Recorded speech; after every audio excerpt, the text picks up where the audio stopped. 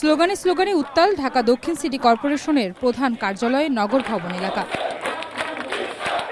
ইশরাক হোসেনকে মেয়রের দায়িত্ব বুঝিয়ে না দেয়ায় টানা বিক্ষোভ সমর্থকদের। এ সময় স্থানীয় সরকার উপদেষ্টার পদত্যাগের দাবি তাদের।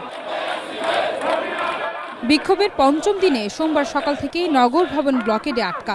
প্রধান ফটকে তালা ঝুলিয়ে দেন ইশরাক সমর্থকরা। বলেন, শপথ পাঠ করে মেয়রের দায়িত্ব বুঝিয়ে না দেয়া পর্যন্ত চলবে আন্দোলন। ঢাকাবাসীর জনদুর্ভোগ কমানোর জন্য অতি দ্রুত জনতার মেয়র ইশরাক হোসেনকে দায়িত্ব দেওয়া হোক। কত দ্রুত ইশরাক সাহেবকে শপথ করার জন্য সরকারের প্রতি দাবি জানাচ্ছি। আদালতের রায় ও গ্যাজেট প্রকাশের পরও ইশরাককে কেন শপথ পাঠে গড়িমসি করছে এখনও স্থানীয় সরকার মন্ত্রণালয়, তা নিয়ে প্রশ্ন তোলেন সমর্থকরা। অদৃশ্য কারণে তারা এটাকে কালক্ষেপণ করে ইশরাক হোসেনকে এখনো শপথ গ্রহণ করাচ্ছেন না। আমরা দেশের নগরের, এই ঢাকা নগরের শান্তি চাই। নির্বাচন কমিশনের গেজেট প্রকাশের পরে কেন স্থানীয় সরকার মন্ত্রণালয় আসিফের নির্দেশনায় কেন শপথ নিচ্ছে না? বিক্ষোভের কারণে নগর ভবনের স্বাভাবিক কার্যক্রম বন্ধ থাকায় বিপাকে সেবাগ্রহীতারা। তবে আন্দোলনকারীরা বলছেন, নগরের স্থায়ী উন্নয়নের ব্যবস্থা করতে এ কর্মসূচি।